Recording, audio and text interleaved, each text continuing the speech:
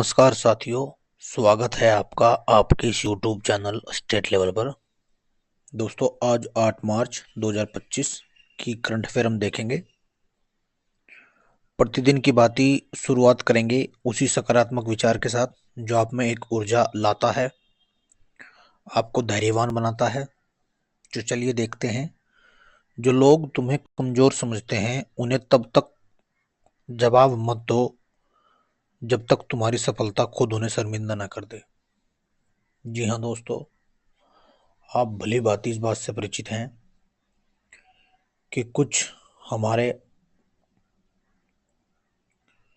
मित्र या कुछ हमारे शुभचिंतक ऐसे होते हैं जो अंदर ही अंदर हमसे ग्लानि रखते हैं।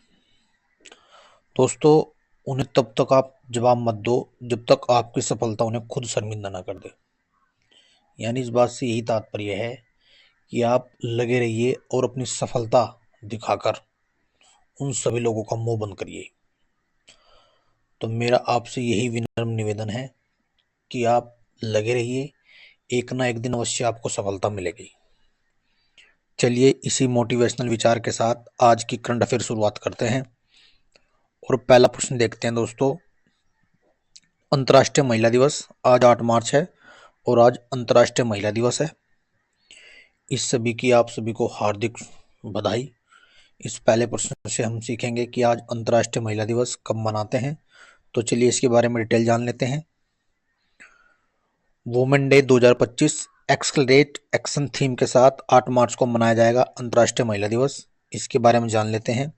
दुनिया भर में 8 अप्रैल को अंतर्राष्ट्रीय महिला दिवस सेलिब्रेट किया जाएगा। इस दिन की शुरुआत सन 1908 से मानी जाती है, लेकिन संयुक्त राष्ट्र ने वर्ष 1975 में आधिकारिक तौर पर इसे 8 मार्च को मनाए जाने की मान्यता दी। वर्ष 2025 का अंतर्राष्ट्रीय महिला दिवस एक्सलरेट एक्शन थीम के साथ मनाया जा रहा है। तो दोस्तों, 8 मार्च को मनाते हैं अंतर्राष्ट्रीय महिला दिवस, जिसकी थीम रखी गई है एक्सलरेट एक्शन। तो आपको याद रखना है, इस पहली जानकारी में हमें यही बात याद रखनी है कि 8 मार्च को अंतर्राष्ट्रीय महिला दिवस मनाते हैं। चलिए आगे देखते हैं। बारबाडोस ने पीएम मोदी को सर्वोच्च राष्ट्रीय पुरस्कार से सम्मानित किया है। जी हाँ, देख लेते हैं क्या इनका राष्ट्रीय उच्च सम्मान। कैरेबियाई देश बारबाडोस ने कोविड-19 महामारी के दौरान रणनीतिक नेतृत्व और बहुमूल्य सहायता के लिए भारत के प्रधानमंत्री नरेंद्र मोदी को अपने देश के सर्वोच्च राष्ट्रीय पुरस्कार honorary order of freedom of Barbados से सम्मानित किया है। विदेश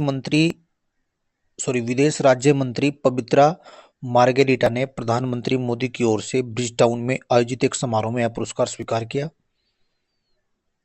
20 नवंबर 2024 को गुयाना के जॉर्ज टाउन में दूसरे भारत कैरिकॉम शिखर सम्मेलन के दौरान बारबाडोस की प्रधानमंत्री मिया अमोर मोटले और प्रधानमंत्री मोदी की मुलाकात हुई थी।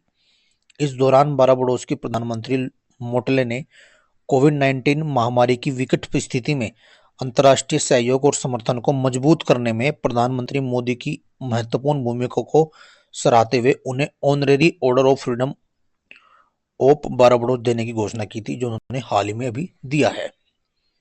तो ये बात आपको याद रखनी है, बारबाडोस का उच्च राष्ट्र जो सम्मान है वो हमारे प्रधानमंत्री मोदी जी को मिला है। चलिए अगली घटना देखते हैं। योगी सरकार राइज ऐप से करेगी टीकाकरण की निगरानी। अब देखते हैं राइज ऐप क्या है। दोस्तों, उत्तर प्रदेश सरकार ने बच्चों के नियमित टीकाकरण को बेहतर बनाने के लिए राइज यानी रैपिड इम्यूनाइजेशन स्किल इनहांसमेंट नामक ऐप लॉन्च किया है। राइज इसका एक नाम है। इस ऐप के जरिए स्टाफ नर्स या एएनएम और हेल्थ विजिटर को डिजिटल प्रशिक्षण दिया जा रहा है, जिससे वे टीकाकरण प्रक्रिया को अधिक प्रभावी और व्यवस्थित तरीके से संचालित कर सकें। यह ऐप स्वास्थ्य कर्मियों को टीकाकरण प्रबंधन, टीका सुरक्षा, कोच चयन प्रबंधन, टीकाकरण के बाद होने वाले प्रभाव, उन लोगों की निगरानी में मदद करेगी जो किसी कारणवश अपने बच्चों का टीकाकरण नहीं करवाते। इस पहल का मुख्य उद्देश्य सुनिश्चित करना है कि राज्य में कोई भी बच्चा टीकाकरण से वंचित न रहे। यानी इसका जो महत्वपूर्ण उद्देश्य है वो यही है कि टीकाकरण से कोई भी बच्चा वंचित ना रहे, ये बात आपको याद रखनी है। तो यूपी गवर्नमेंट ने इस राइज ऐप का अभी हाल ही में विमोचन किया है। चलिए अगली घटना देखते हैं। नीति आयोग ने फ्रंटियर टेक हब बनाने की घोषणा की। ये नीति आयोग है, 1 जनवरी 2015 में गठित हुआ था। अब देखते हैं इसने क्या किया है। 5 मार्च को नीति आयोग ने फ्रंटियर टेक हब बनाने की घोषणा की। इसका मुख्य उद्देश्य विकसित भारत की दिशा में त्वरित आर्थिक और सामाजिक विकास के लिए प्रौद्योगिकी नवाचार और उपयोग को आगे बढ़ाने में भारत की तैयारी को सक्षम बनाना। यह फ्रंटियर टेक हब उद्योग, शिक्षा और सरकार के विशेषज्ञों के साथ मिलकर काम करेगा ताकि तकनीकी रुझानों और भारत पर उनके प्रभावों की गहराई, मतलब जो उनकी गहराई है वो समझी जा सके, या उनकी गहराई की समझ बनाई जा सके। ये बात आपको याद रखनी है। चलिए अगली घटना देखते हैं। विदेश मंत्री एस जयशंकर का ब्रिटेन और आयरलैंड का दौरा। जी हाँ, हमारे विदेश मंत्री ब्रिटेन और आयरलैंड गए हुए हैं। भारतीय विदेश मंत्री एस जयशंकर 4 से 9 मार्च 2025 तक 6 दिवसीय ब्रिटेन और आयरलैंड के आधिकारिक दौरे पर हैं। इस दौरान अतिरिक्त द्विपक्षीय संबंधों को मजबूत करने हेतु ब्रिटेन के शीर्ष अधिकारियों से भेंट करेंगे। विदेश मंत्री इस दौरे के अंतर्गत भारत ब्रिटेन मुक्त व्यापार समझौते पर भी बात होगी। इस यात्रा के अंतिम क्षण विदेश मंत्री आयरलैंड का दौरा करेंगे, ये बात आपको याद रखनी है। चलिए अगली घटना देख लेते हैं। गुजरात में ऑस्ट्रेलिया भारत खेल उत्कृष्टता फोरम का आयोजन। अब देखते हैं इसके बारे में क्या है। 5 से 6 मार्च तक गुजरात के गांधीनगर स्थित गिफ्ट सिटी में ऑस्ट्रेलिया भारत खेल उत्कृष्टता फोरम का आयोजन हुआ। इस फोरम का उद्देश्य ओलंपिक और पैरालंपिक बोलियों, प्रतिभा विकास, खेल विज्ञान और इवेंट मैनेजमेंट के सहयोग से अवसरों का पता लगाना है। इस सभी घटना से ये जानकारी हमें मिलती है। अगली घटना देखते हैं। पश्चिमी घाट में जंपिंग स्पाइडर की 2 नई प्रजातियां खोजी गई। पश्चिमी घाट में जंपिंग स्पाइडर की 2 नई प्रजातियां खोजी गई। इस देखते हैं इसमें क्या है। ये इसकी एक फोटो है। मार्च 2025 में केरल विश्वविद्यालय के शोधकर्ताओं ने केरल सेंधुर्नी वन्यजीव अभयारण्य से जंपिंग स्पाइडर की 2 नई प्रजातियां एफिडेलेक्सिया और फोल्सिफॉर्मिस sp9 और एस्पिडेलेक्सिया पोलुस्ट्रिस sp9 की खोज की है। यह भारत में एपिडेलेक्सिया जीनस का पहला रिकॉर्ड है। सहकर्मी समीक्षित पत्रिका जूटाक्समा के फरवरी 2025 के अंक में प्रकाशित निष्कर्मों ने पश्चिमी घाट की प्रचुर जैव विविधता पर भी प्रकाश डाला है। तो इन 2 नई प्रजातियां भी हाल ही में खोजी गई हैं, जिसके नाम इसमें लिखे हुए हैं। ये बात आपको याद रखनी है। सीधे सीधे एग्जाम में लिखे नाम पूछ लेगा कि कहाँ खोजी गई, तो पश्चिमी घाट में या केरल विश्वविद्यालय ने खोजी है। अगली घटना देखते हैं दोस्तों। रूस समर्थक राजनीतिक बदरा गुनबा ने अबखाजिया के राष्ट्रपति चुनाव में जीत हासिल की है। ये देखते हैं। मार्च 2025 में रूस समर्थक राजनीतिक बदरा गुनबा ने अबखाजिया के राष्ट्रपति चुनाव में विजय घोषित किया गया है, जो जॉर्जिया का एक अलग क्षेत्र है, जो 2008 में मॉस्को और तिब्लिसी के बीच युद्ध के बाद वास्तविक रूप में रूसी नियंत्रण में है।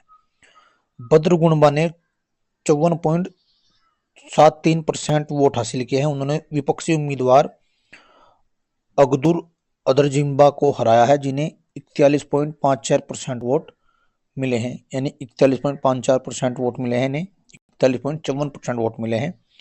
तो आपको याद रखना है, बदरा गुनबा को अबखाजिया का राष्ट्रपति चुना गया है। ये बात आपको याद रखनी है, जो कि मॉस्को और तिब्लिसी के बीच की युद्ध के जो बाद में जो क्षेत्र है वो रूसी नियंत्रण में है, तो उस क्षेत्र का जो अभी राष्ट्रपति चुना गया है वो बदरा गुनबा को चुना गया है। अगली घटना देखते हैं। भारतीय ग्रैंड मास्टर पा इनियान ने 38वां कांस इंटरनेशनल ओपन शतरंज टूर्नामेंट जीता। 3 मार्च को भारतीय ग्रैंड मास्टर GM पन्नीर सेवलम, जिसे पानियान ने फ्रांस के कांस में आयोजित 9वें और अंतिम दौरे पर हमवतन वी प्रणेश को हराकर 38वां कांस इंटरनेशनल ओपन शतरंज टूर्नामेंट 2025 खिताब जीता है। पा इनियान ने 7.5 अंकों के प्रभावशाली स्कोर के साथ पहला स्थान हासिल किया है, जबकि भारत के अंतर्राष्ट्रीय मास्टर आराध्या गर्ग ने 7 अंकों के साथ दूसरा स्थान हासिल किया है। कजाकिस्तान के विश्व जूनियर शतरंज चैंपियनशिप काजीबेक नोडरबेक ने भी 7 अंक बनाए और टाई ब्रेक के साथ तीसरे स्थान पर रहे। ये बात आपको याद रखनी है। तो पा इनियान ने फ्रांस में कांस में आयोजित इसे जीत लिया है। चलिए अगली घटना देखते हैं। बांग्लादेशी क्रिकेटर मुशफिकुर रहीम एक दिवसीय अंतर्राष्ट्रीय क्रिकेट से संन्यास की घोषणा की है। जी हाँ दोस्तों, ये में विकेट कीपर बल्लेबाज हैं। बांग्लादेश के अनुभवी क्रिकेट खिलाड़ी मुशफिकुर रहीम एक दिवसीय क्रिकेट से संन्यास लेने की घोषणा की है।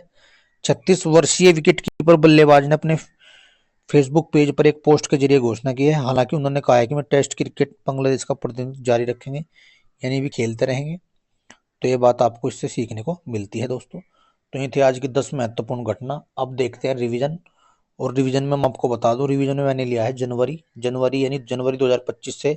जैसे मैंने पिछली करंट करानी शुरू की थी, शुरू से ही प्रतिदिन 10-10 प्रश्न आपको रिवीजन के मिलते रहेंगे, जिसमें पहला प्रश्न दोस्तों 1 जनवरी से। आज हमने पीछे से रिवीजन शुरू कर दिया है दोस्तों। वैश्विक परिवार दिवस 1 जनवरी को मनाते हैं, आपको याद रखना है। ठीक इसी 1 जनवरी को मनाते हैं नीति आयोग दिवस, और 1 जनवरी को मनाते हैं DRDO का स्थापना दिवस, और साथ ही साथ वैश्विक परिवार दिवस भी मनाते हैं दोस्तों। इसरो ने स्पेस डॉकिंग एक्सपेरिमेंट मिशन का प्रक्षेपण कहां से किया? तो श्रीहरिकोटा से, मैंने बताया था। राष्ट्रीय मानवाधिकार आयोग के नए अध्यक्ष कौन बने हैं? राम सुब्रमण्यम, जो कि पूर्व न्यायमूर्ति रहे हैं।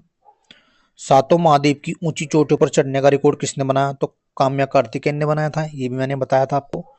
CRPF के नए महानिदेशक कौन बने हैं? विपुल कुमार बने हैं। 11वीं प्रो कबड्डी चैंपियनशिप के विजेता कौन है? हरियाणा स्टीलर्स, और उप विजेता है पटना पायरेट्स, यानी हरियाणा स्टीलर्स ने पटना पायरेट्स को हराया है। Audio visual entertainment summit waves 2025 की पहली बार मेजबानी भारत कर रहा है। 5 से 9 फरवरी तक दिल्ली में हुई है, ये बात आपको याद रखनी है। एक भारत श्रेष्ठ भारत कार्यक्रम के लिए किस राज्य के साथ मणिपुर का समझौता हुआ है? तो दोस्तों उत्तर प्रदेश के साथ हुआ है। ये पिछली घटना जनवरी की है। मेलबर्न क्रिकेट क्लब MCC की सदस्यता ग्रहण की है, सचिन तेंदुलकर को मिली है। और तेल रिसावकरण किस देश में आपातकालीन संघीय आपातकाल लगा है? तो रूस में लगा है, क्योंकि काला सागर के दौरान वहां पर तेल का रिसाव हुआ था। तो प्रतिदिन ऐसे ही 10 प्रश्न आपको पिछले रिवीजन के या जनवरी के, फरवरी के, ऐसे ही आपको पिछला रिवीजन मिलता रहेगा। तो मुझे उम्मीद है ये वीडियो आपको पसंद आएगा। ऐसे ही प्रतिदिन इस वीडियो को देखते रहिए।